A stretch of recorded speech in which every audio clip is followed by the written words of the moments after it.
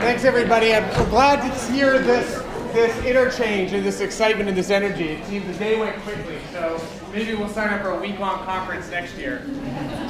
We lost our microphone, logistical thing, one of several logistical issues that we've all been rolling with today. So I apologize, but we're going to have to speak loudly and also be respectful of the speakers this afternoon.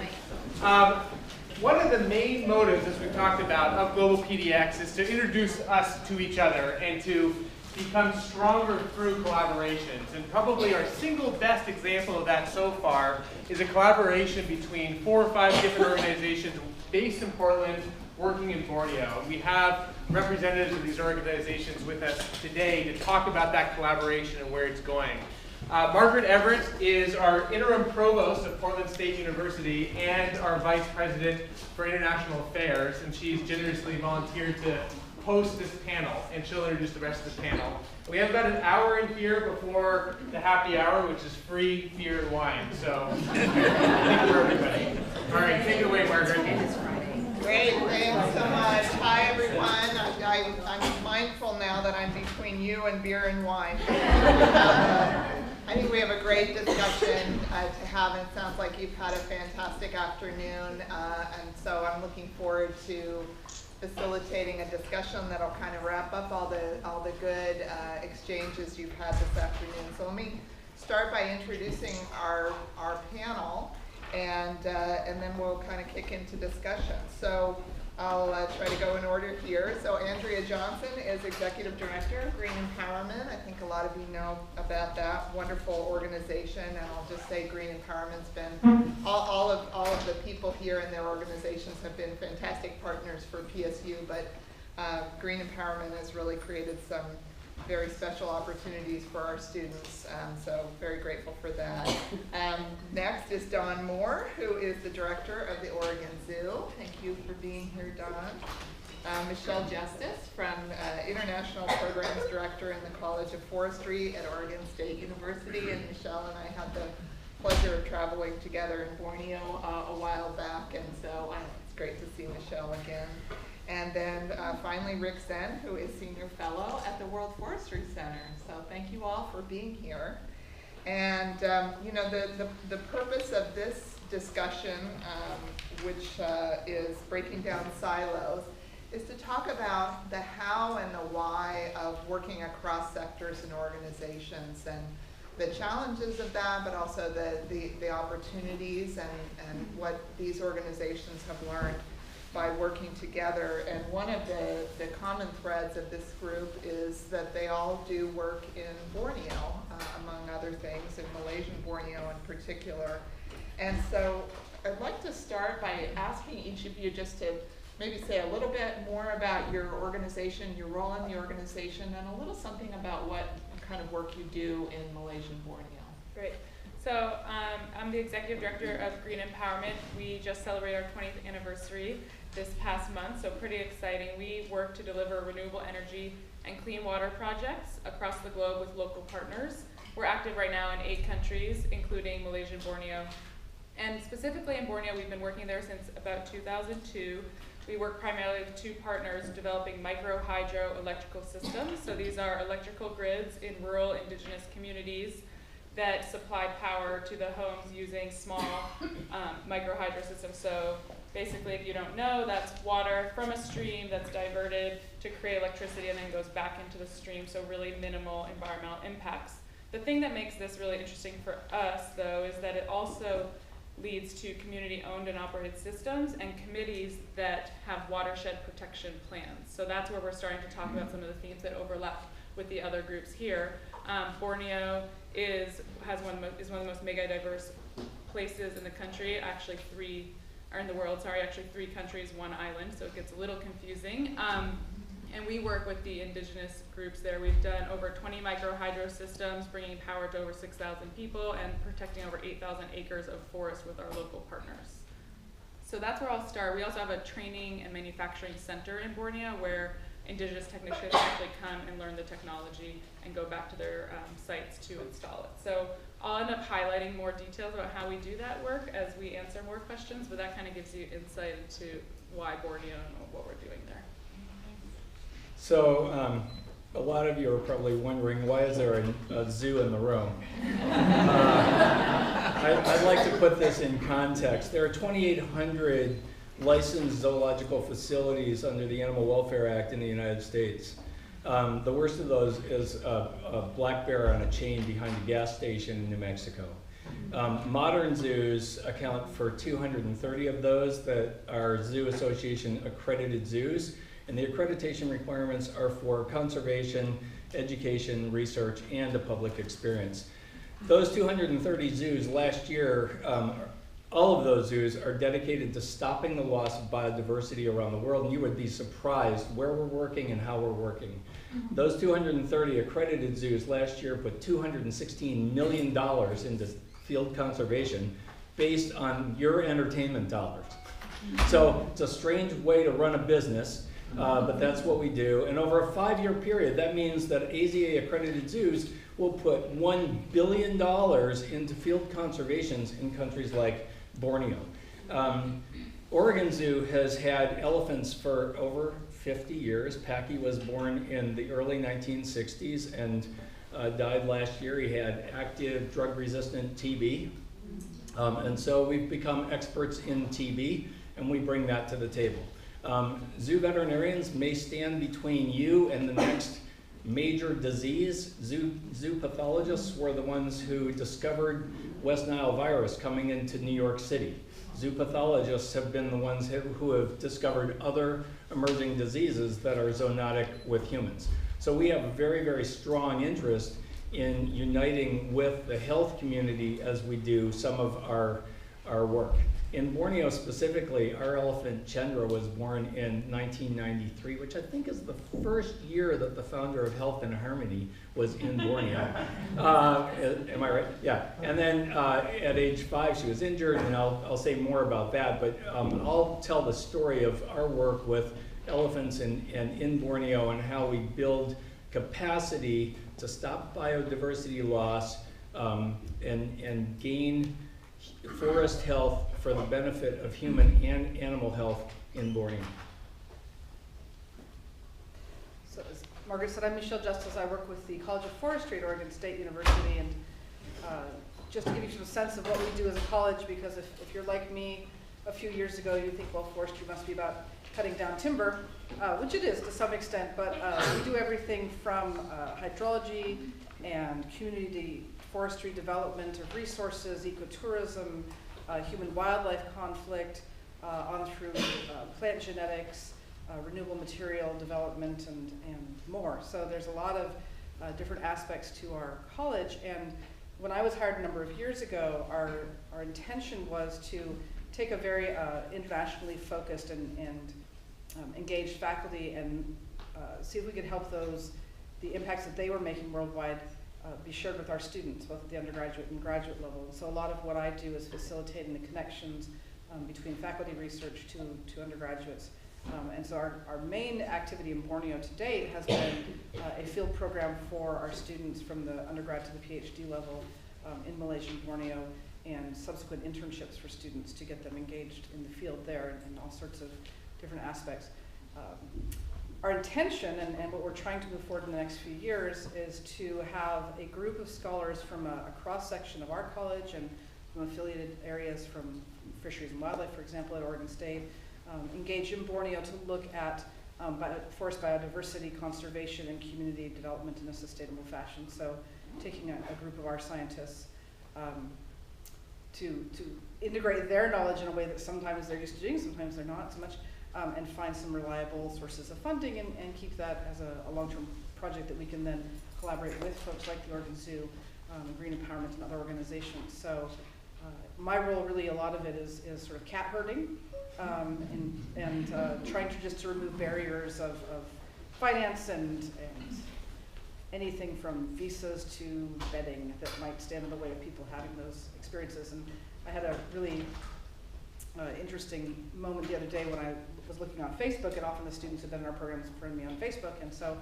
one of the girls who had been to Borneo as her first step outside the United States, had never left the country before, but there she was in Borneo, a year or so ago, and it was her birthday, and the first person to wish her happy birthday, because he was across the international date line, was a forest ranger from one of the forest reserves in Borneo, and I thought, well, there's what we're trying to do.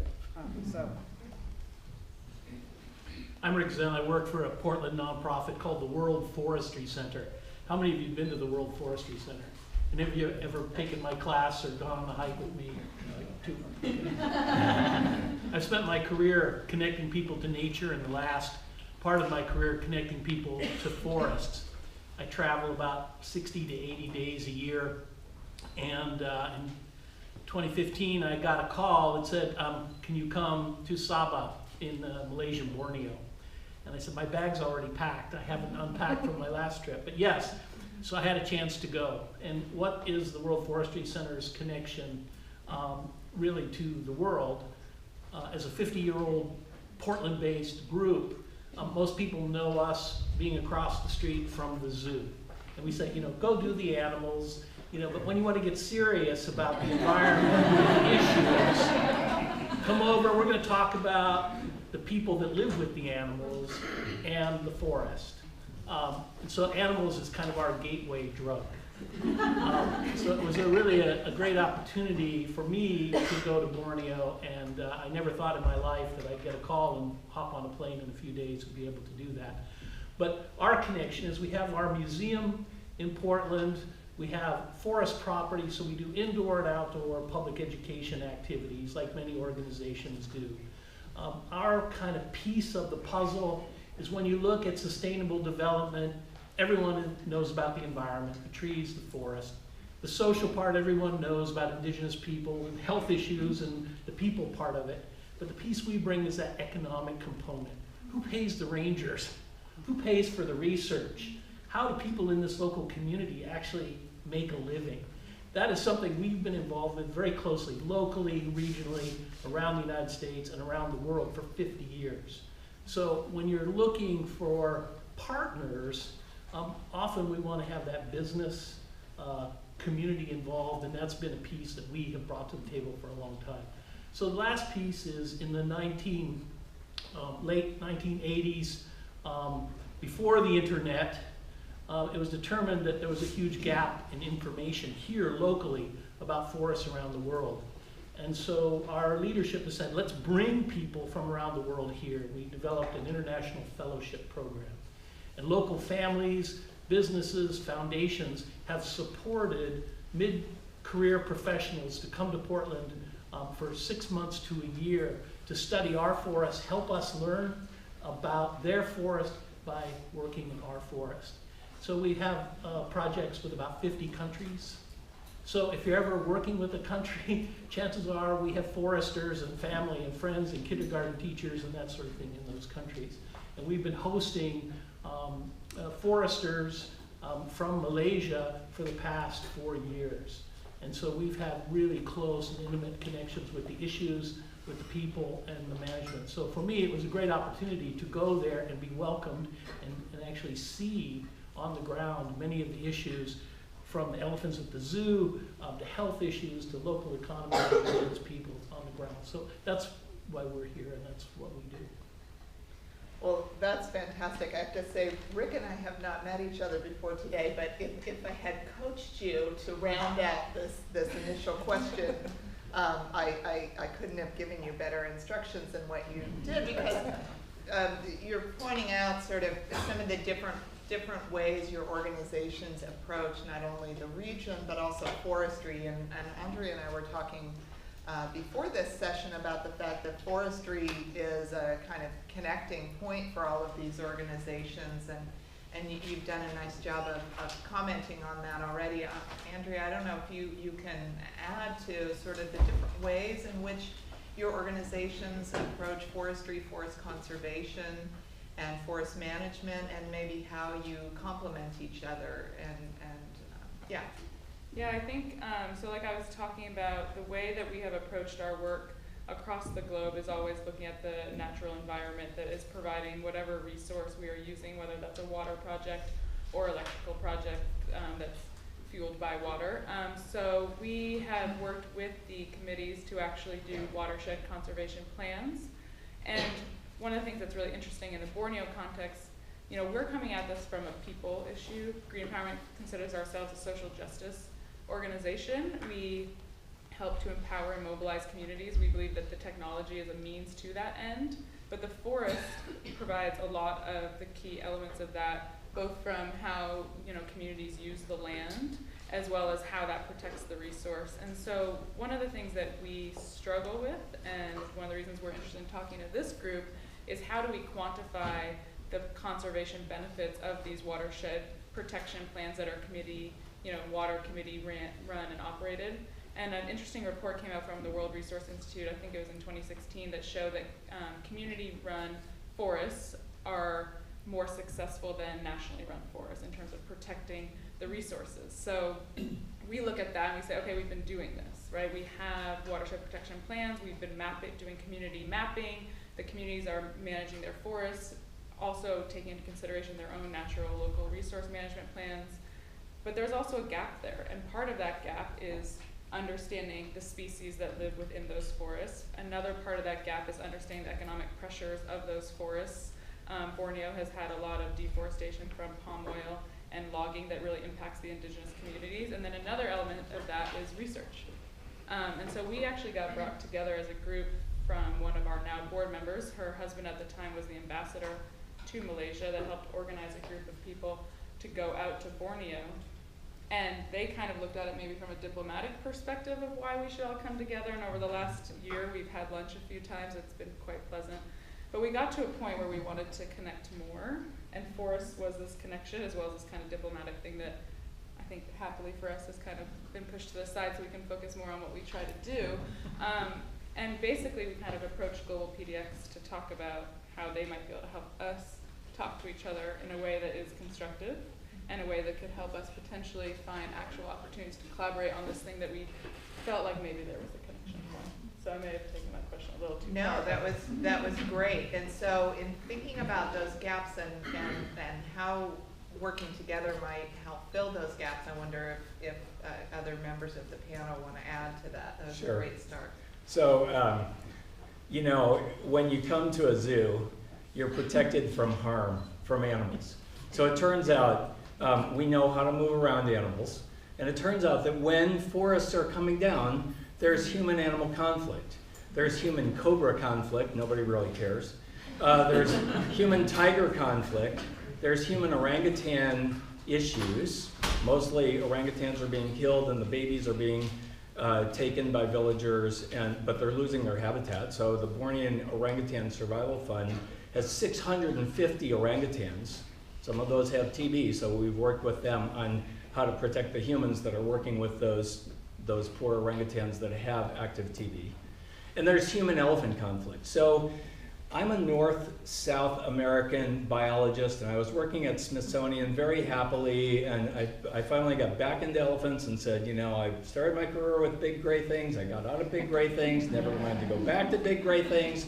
I got back to big gray things, and they said, you know what, I was voluntold to go to Malaysia. And so I went to Malaysia, and we were asked by the Malaysian government to help design tiger and elephant sanctuaries because of this issue of forest loss of the oldest forest on the planet, and the creation of these huge oil palm plantations to make palm oil. And so there's huge human-elephant conflict at the edge of these palm oil plantations. And I was able to see this in person. The elephants are damaged by the humans, and so I promised I would tell the story of Chandra, who lives at the zoo.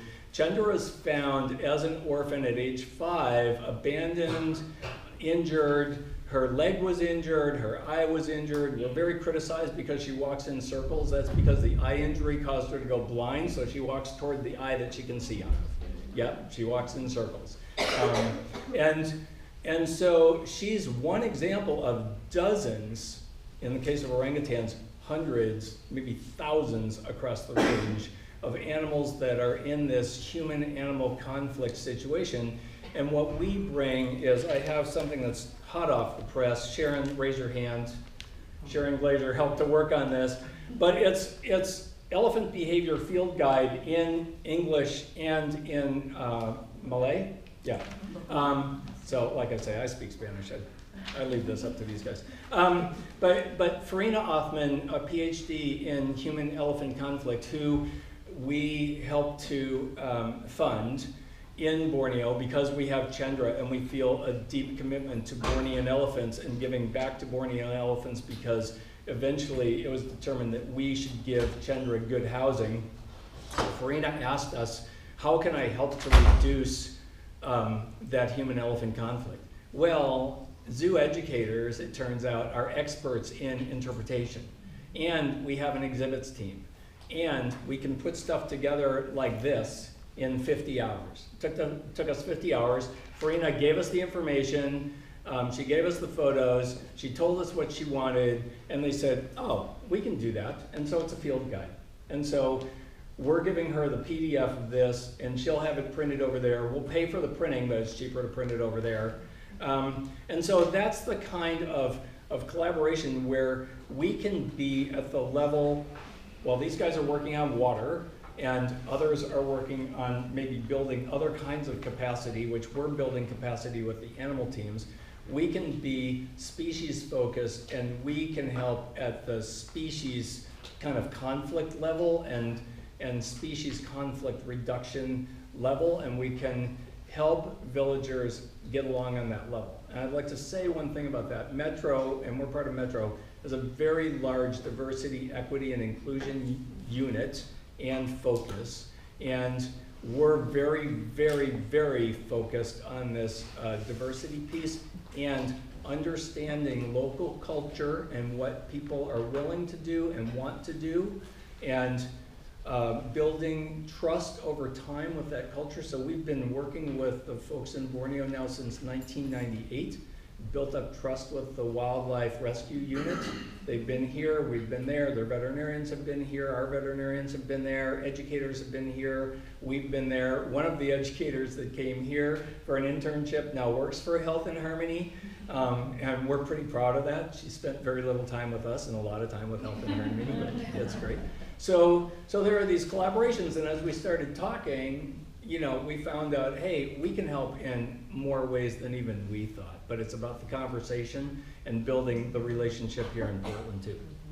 Does that help? That's great, and I'm so glad that you mentioned the local organizations there, because I think one of the things that's so special about Oregon's relationship with Borneo is not only that there are a lot of organizations here that have an interest in the region, but that there are a lot of great, fantastic NGOs, conservation centers, research centers.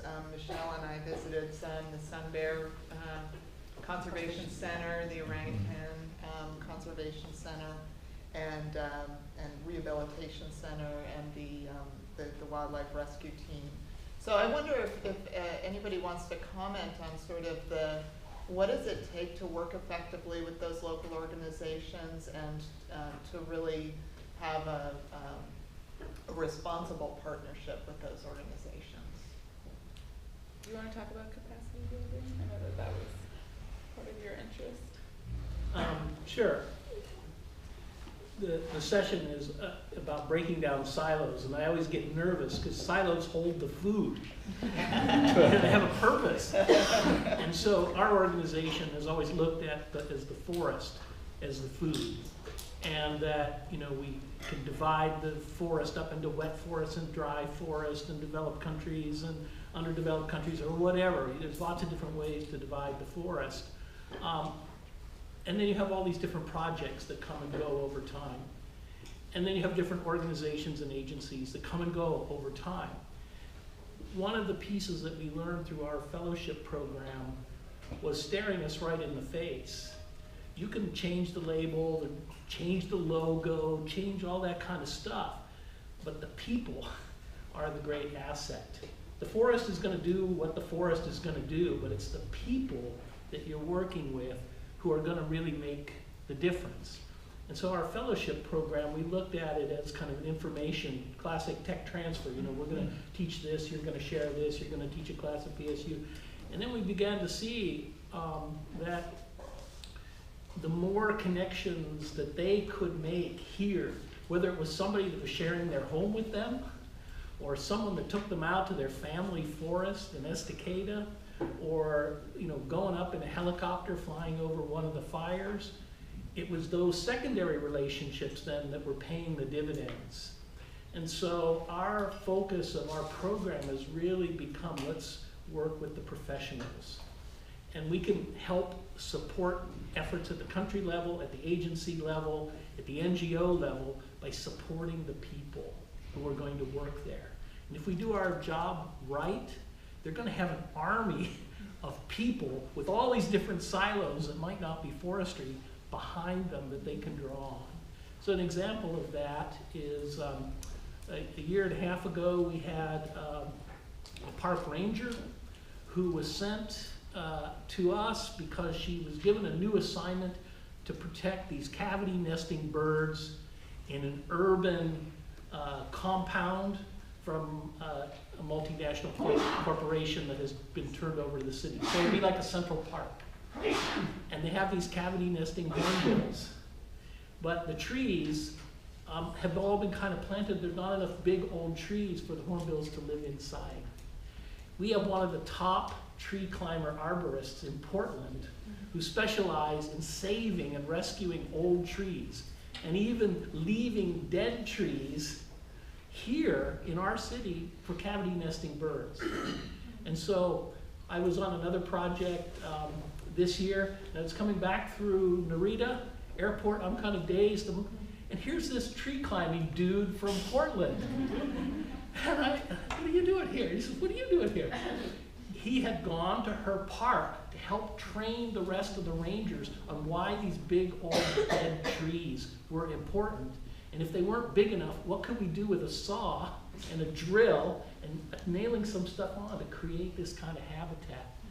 Never in a project design would we have thought of connecting this guy from Portland with a climbing rope to this new park ranger in Malaysia. So investing in broadening those relationships.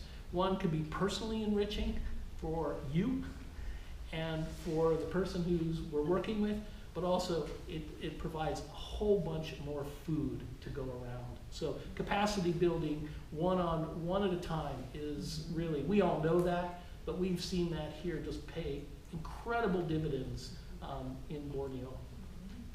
Great, and as you're all connecting with these organizations on the ground in Borneo, I wonder if any of you could comment on how you then coordinate amongst yourselves about all these contacts you're having with, great organizations that may have limited capacity and they I'm sure appreciate the partnership, but they also have to manage all of that, right? So any advice or thoughts about that coordination? And I think that's really the purpose of this connection to GlobalPDX and in the meetings that we've had together the last couple, that has been one of the great themes of the conversation was if we do nothing else, let's make sure we're communicating with each other, who we're working with, what we're doing, what we're learning, where we see the different actors engaging on the ground and where we as a group can be collaboratively involved with them. And so sometimes it's a matter of, Andrea saying to me or Dawn saying, hey, this is something you might be interested in, or you might go that direction, or we might talk about something that's here, and then finding those pivotal areas, for example, around the examination of palm oil plantations and the impact that they're having on the environment, and saying, okay, that's a subject that all of us can get behind and have something to contribute to and really engage with collectively, but then also having those specialties. So I think that the communication net is really critical, and then of course each of us has our networks out into our communities and beyond, so it's a cumulative process that way. Yeah, one thing I would add about this working group is that it's relatively new. And so part of the goal of this panel is more to share with you all the process and why, the director of the Oregon Zoo is going to spend time talking to, a small grassroots nonprofit that does rural community development in the highlands of, Borneo. And I think that's more about kind of the process that we're going through and why we've decided it's worth investing our time. And one of the big reasons is better coordination. We realize that, we are all here in Oregon and we're actually working with a lot of the same groups, even if it's tangentially in specifically Sabah in that state of Borneo. And We're actually lucky to have our Malaysia program manager, Koto Kashida. She's here visiting us from Malaysia. And one of the things that we've talked about is green empowerment is actually the only one of our working group that has a staff member permanently on the ground.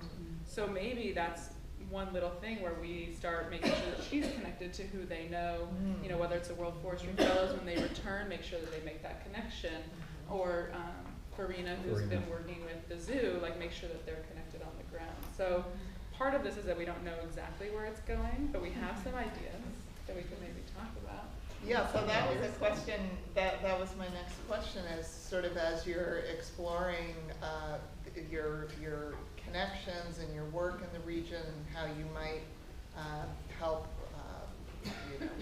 elevate your impact and fill gaps that each other has. Are there any, I know it's new, but are there joint programs under discussion? Are there research projects, or what kinds of collaborations are you discussing? Yeah, so I guess that is a great question that leads into some work that we're doing that we're calling an integrated conservation action plan. All of these accredited zoos are required to have a conservation action plan.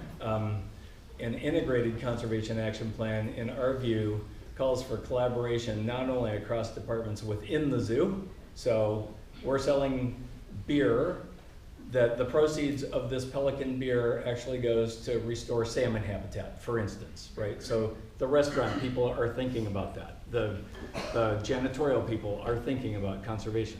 So we're thinking about conservation kind of broadly across our departments, and we're saying, okay, where are our other collaborators? We now have a U.S. Fish and Wildlife Service interpretive biologist in the zoo, in our new education center. It's the first urban wildlife refuge ever for the U.S. Fish and Wildlife Service, and she's helping us collaborate across Fish and Wildlife Service and across state game agencies in Oregon, Washington, Idaho.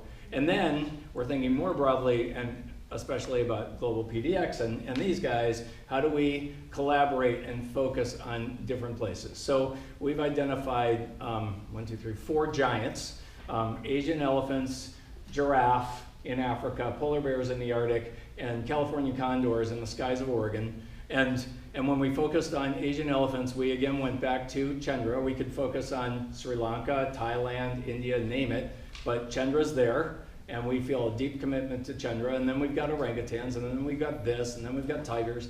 And so everybody went, Borneo. And so it's a very, very focused thing that, to your point, is gonna, instead of going wide and shallow, we're gonna go narrow and deep. And so I've got kind of a new mantra, and it's collaboration, not competition, is gonna drive conservation. And so we're gonna collaborate, and we're gonna collaborate broadly, and we're gonna collaborate as effectively as we can. And to the point, it started with lunch and just opening the conversation. And thank God for Melanie Billings-Yoon, because she brought us all together and said, why don't you just have lunch and chat about Borneo? And then, it's growing from there. I think one thing that I'd add to that, and OSU has also received a number, 2 or 3 now, graduate students from Malaysia. And so part of the work that we're doing in capacity building as a university is building that scholarly capacity and bringing students in to be the next generation of Malaysian scientists in these areas. And I was listening to Rick talking, and I was thinking, one of the things that I believe our faculty brings to the table that will be really useful in this equation is kind of taking the lens and focusing back out, so we are working locally and deep, but also having people who have a breadth of experience to compare what's going on in Borneo to other areas where they work. So for example, one of our researchers, Matt Betts, is a forest biodiversity specialist on a landscape level. So he will be looking at, intending to look at, and getting working on NSF funding to look at how the landscape connects these biodiverse range of species, and how landscape usage impacts them. So our wildlife corridors, what kind of corridors are necessary? Are they necessary in all places? What do they need to look like for populations to be able to thrive? And he's comparing that to forests in Costa Rica, and he's comparing it to forests here in the Pacific Northwest, and someone else is working in Alaska. So there's this bank of knowledge coming to bear on that. But I think one of the things that I've learned, and that maybe all of us learned, is that Borneo is, we live in a world where these forests are disappearing and where there's challenges. In Borneo is one of the areas where really there is maybe time to save. There is time to actually protect a significant amount of biodiverse, pristine's a bad word, old growth rainforest in such quantity that some of these species can potentially survive, and that may not be the case everywhere. So I think we also have to give a major shout out to our colleagues in things like the Sava Forestry Department and Moderator, who recognize this and are working very, very hard to save their own resources. And so it's incumbent on us to be their voice in some other communities to help promote that. But part of the reason we're picking this area is there's really good work to be done here, and there's great hope, I think.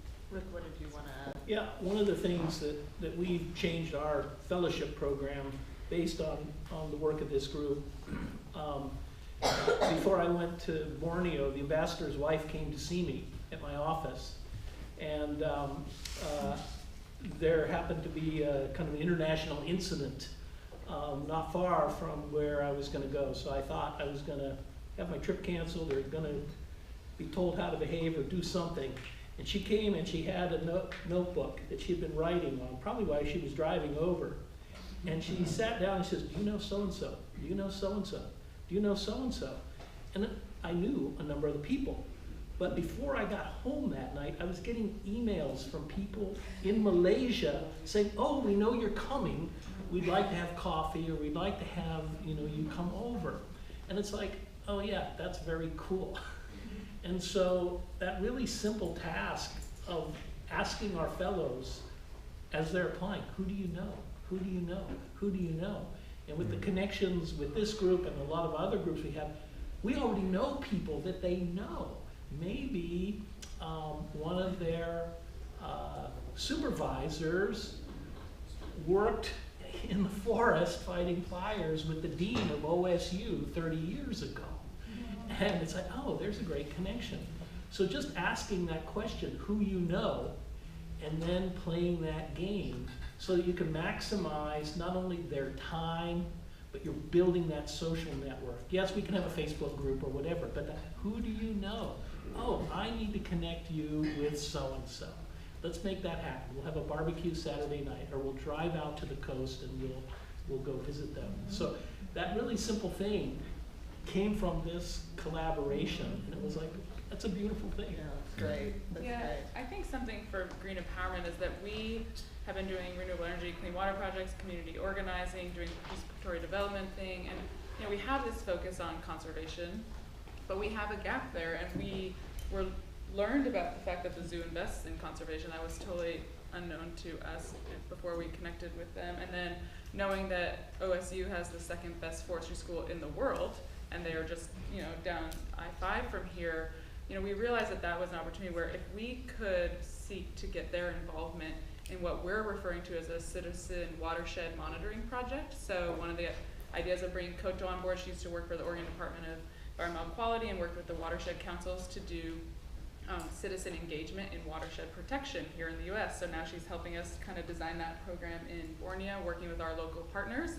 And then it's looking at, okay, well, is there research components? Who already at the best forestry school in the US is here that might actually want to get involved in that? And if Don and his team is looking at working in Borneo and they would like to engage with indigenous communities, we work with the Indigenous Communities Network of Malaysia, and we are working with them on multiple projects right now. So how can we use that as a way to get this connected, and could we actually design one concept that meets a lot of our goals in a way that's a little bit more, I think, efficient with our resources and our staff's time, and then also our partners on the ground, so that we can kind of say, okay, here's something collectively we can do together. So that's something that we're looking to potentially put forward. Great. Can I get conservation geeky on that? Yeah, do it. So the IUCN, International Union for the Conservation of Nature, has a Species Survival Commission, which has 9,000 volunteers around the world.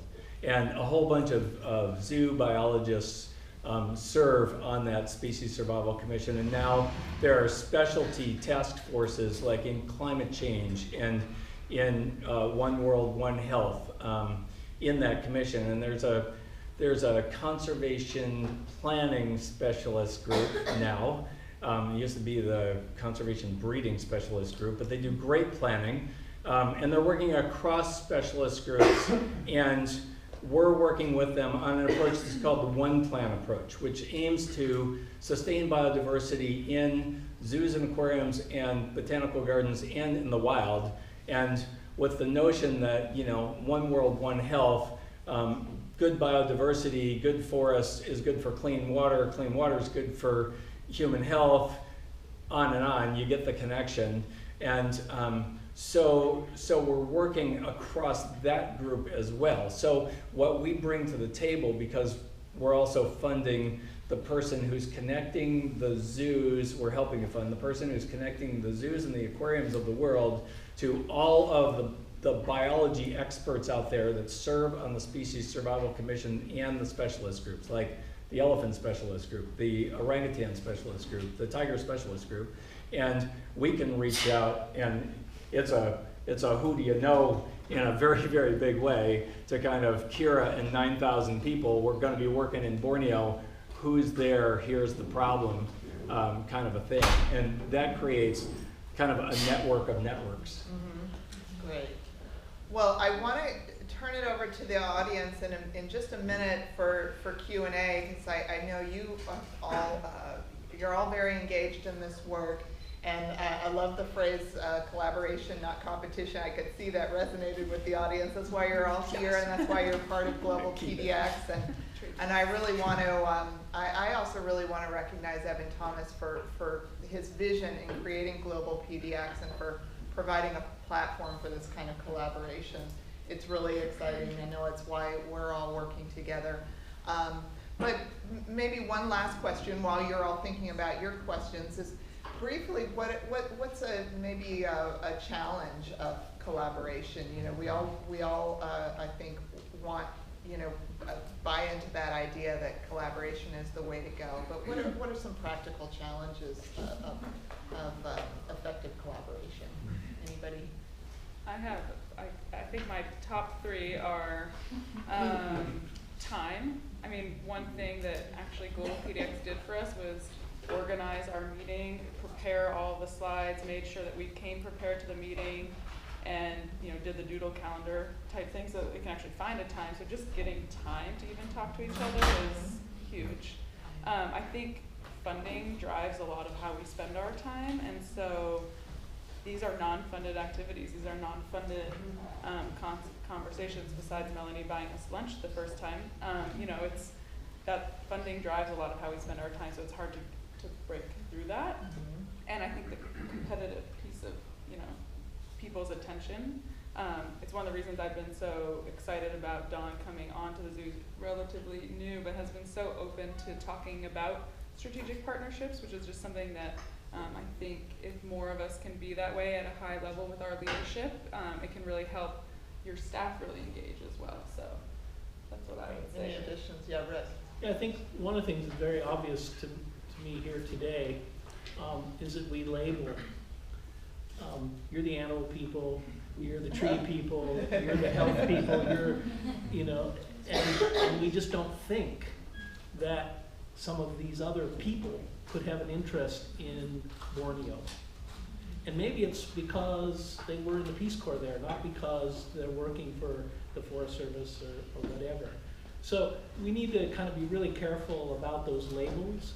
And I think, you know, associations, professional associations that we all belong to, in many ways reinforce those silos. We talk to each other. Yep. But forests, by definition, and forestry is multidisciplinary. And we have to work hard every day to make sure that we remember the animal people, and we remember the engineers, and we remember that. So that would be the thing is, right. Don't be so quick to label or just go to one organization. Right. And Don, what were you going to Love that. MPA International Development. Bring it on. So for me, it's I thought it was competition over resources.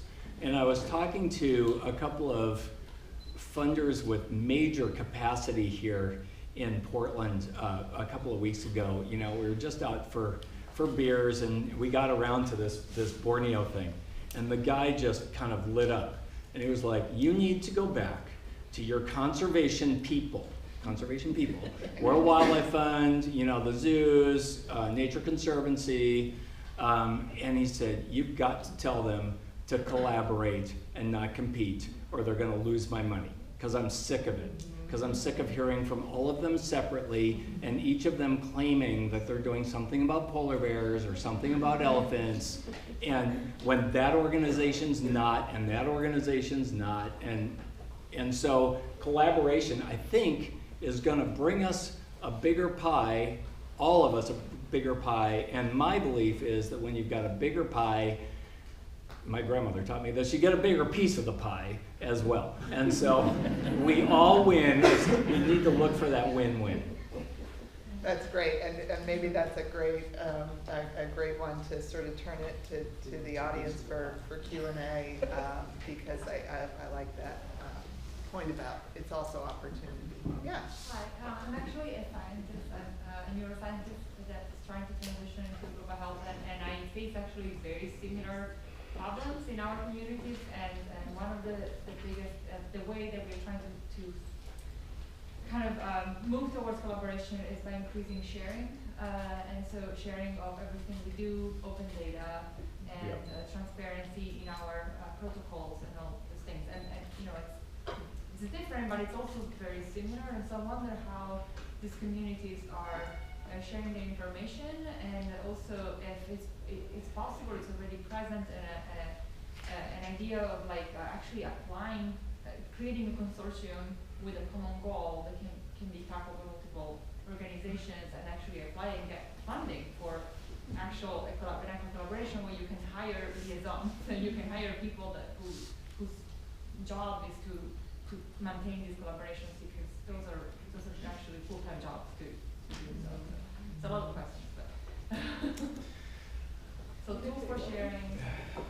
I think, I mean, not to plug GlobalPDX too much, but that was kind of one of the reasons around GlobalPDX, and that's obviously a very localized version of that, and there's different international, you know, I mean, Rick was mentioning this too, kind of within each sector.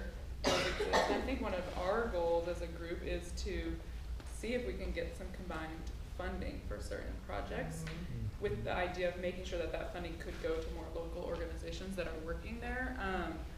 So I think with how we're experiencing it, definitely we've been sharing a lot among ourselves.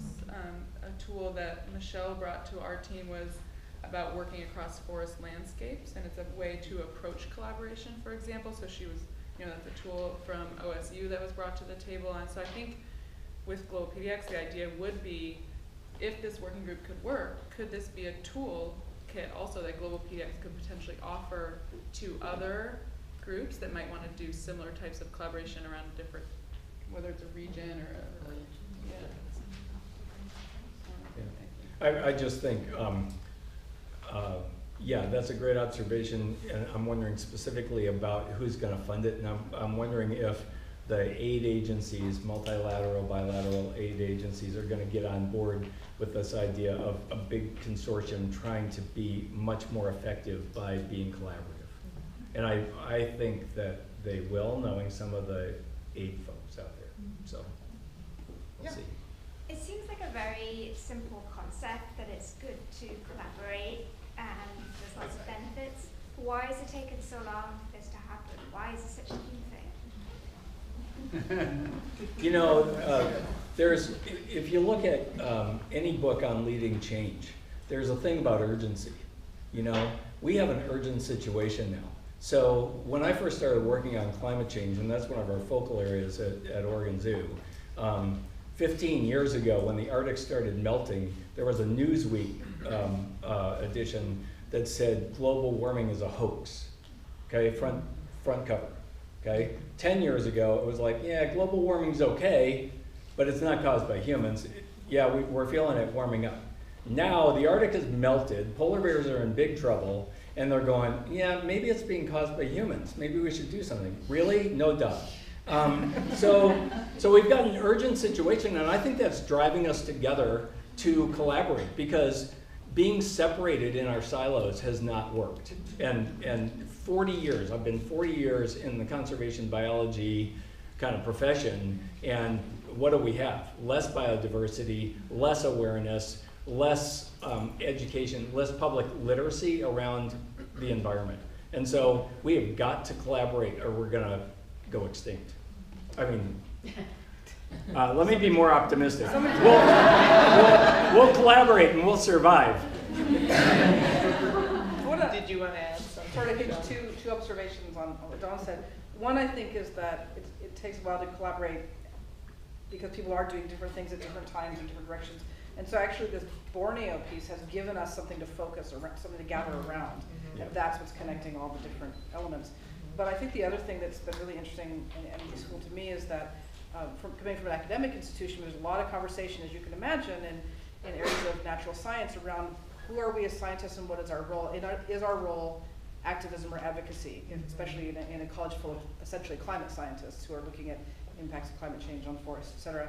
And so in some ways, we can serve as the hard data and the science that informs some of the active on-the-ground engagement that people like Green Empowerment are doing and forge a partnership that works for both parties and draws on both areas of excellence there in a way that is, compatible with our own values as an institution. And I think that's going to be a really powerful piece for. Yeah, right. I'll take the really micro approach and echo what was said earlier about everyone's so busy, there's so many things going on, you're not getting paid for this, whatever, there's not money behind it. We were invited. One phone call, would you participate? And it's like, well, let's check it out. And it turns out it was a good fit for us. So that one person can actually, you don't have to be in charge, you don't have to start another NGO and all that kind of stuff, but just invite somebody to participate.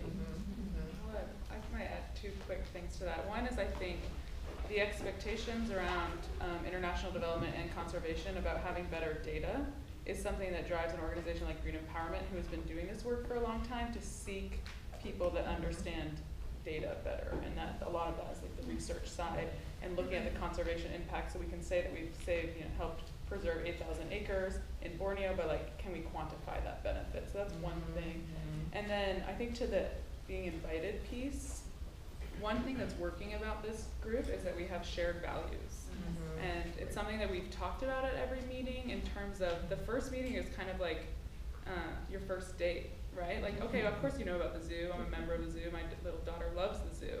But like when I'm talking about conservation with the zoo, are they really just gonna talk to me only about elephants, right? Is like that really what they're coming at it from? Or once we realized that we had shared values, and you have to kind of get to that, I think, to be able to really move forward and know that you're kind of in it for the same reasons. I want to take one more question in the back, and I know there's lots more. We'll take two questions, and then we can continue discussion over beer and wine. So, yeah, go ahead. My name's Kim. I'm actually a friend of Melanie's. I was in the original Oregon Sava Collaborative. Thank you. And so this makes me so happy because this is part of what we were doing. My question is about the destruction in Borneo is rampant. It seems very fast-paced. And the repairs in Borneo at least feels slower. My question is, the collaboration here can imprint on collaborations with NGOs in Borneo, hopefully. But with that, do you see that you can give the local communities and tribal leaders confidence to be able to build their community support on their own and collaborate with their NGOs and try and do more? Because we know that there's just small bits they're hanging on to, but the rest of the forest is I would ask you to answer that, because I know from my visits that Green Empowerment does a great job of partnering with local organizations. So yeah, a few things I would try to say relatively quickly is one of our approach has always been to work alongside indigenous communities, and one of the values I think that Green Empowerment brings to this working group is specifically having Koto on the ground working alongside JOAS, which is the Indigenous Peoples Network of Malaysia, as well as a group called Forever Sabah. And Forever Sabah is actually not that dissimilar to what GlobalPDX is in terms of it's trying to break across boundaries, but within Sabah with the goal of a more sustainable economy for all. And so by us coordinating how we are maybe bringing resources over there and making sure that it's in partnership with both Forever Sabah, who, the World Wildlife Fund is a part of that, as well as the Sabah Forestry Department is a part of that. So making sure that we are being conscientious of how we're bringing resources and then really listening, I think, to what the local indigenous groups and the local, whether they're handling orangutans, whatever that is, listening to that in terms of how we approach it. So that, I guess, would be my answer. But there are some amazingly strong groups working there that have been, fighting for their native customary land rights alongside working on their own kind of animal human conflict issues. So how can we bring more resources to them? Yeah. And last question there. So a basic question is, do you think that collaboration here, the four of you, will be able to contribute to saving Borneo's forests? That's a big question. Can I answer that?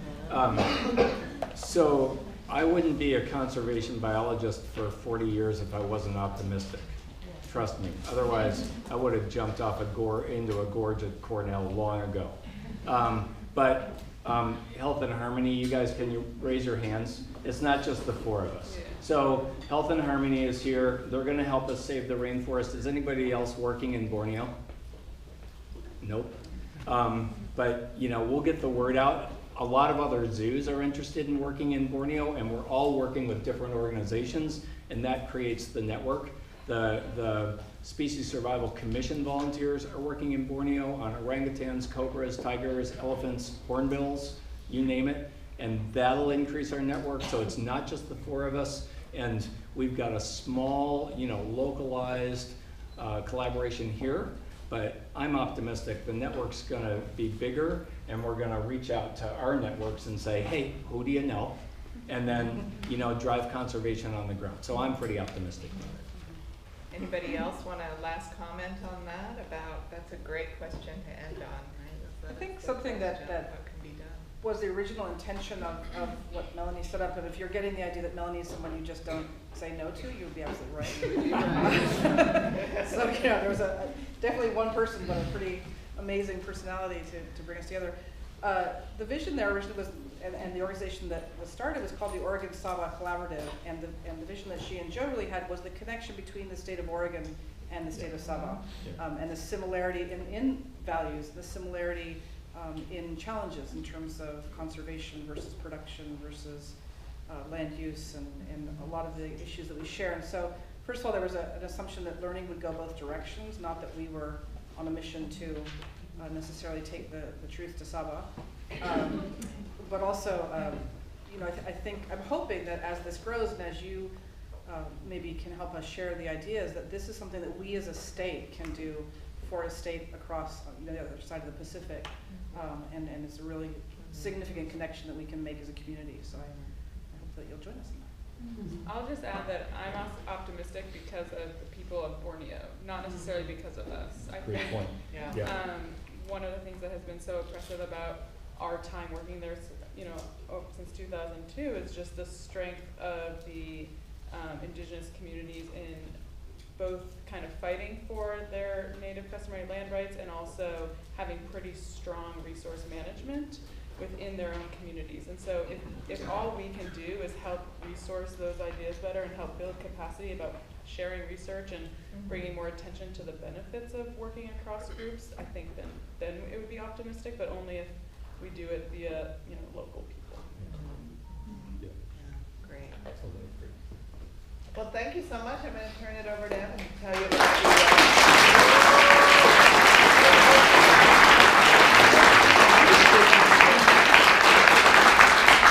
So thanks to our panel. This is a terrific example of what we want out of GlobalPDX. It's just one example. We want 5 or 10 more collaborations like this by this time next year with everybody in this room and the organizations you're representing. There's a couple takeaways I've seen here from today.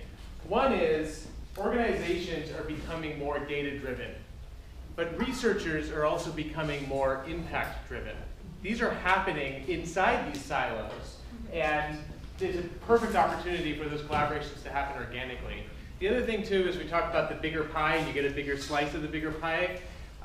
We talk about collaboration. That feels good. It's also about being competitive. As a region, we can be more competitive. This group of organizations will get more attention from the funders when they put their resources together. and they will have the bigger funders providing more resources into this collaboration and in partnership with the partners in Borneo. So those are the outcomes that we're seeking. That's at least what I've seen here today. Thank you all for coming. We are going to continue the conversation next door. If you go out the front doors of the building, turn left. It's the next building over in the atrium. We have a hosted bar. And we would like your feedback on this meeting and what you want the next year to be for GlobalPDX. Thank you.